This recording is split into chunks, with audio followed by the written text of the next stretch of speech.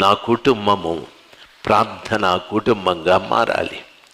నా కుటుంబం ఒక చిన్న సంఘంగా మారాలి. నాకు ఎవరూ తెలియదు అనే మాట చెప్పకండి. మీకు చాలామంది తెలుసు. దయచేసి పిలవండి. 1-2 పర్యాలు పిలవండి. ఒక అర్ధగంట సేపు పాట పాడి వాక్యం చదివి ప్రార్థన చేయండి. తమ్ముడు, నీ సమస్య ఏదో చెప్పు, నేను ప్రార్థిస్తాను. చెల్లెమ్మ, నీ సమస్య చెప్పు, నేను ప్రార్థిస్తాను అంటే సమస్య లేని వారు ప్రపంచంలో ఎవరూ లేరు. వాళ్ళ కొరకు కన్నీళ్లతో ప్రార్థన చేయి. వాళ్ళ కొరకు ఉపవాసంతో ప్రార్థన చేయి.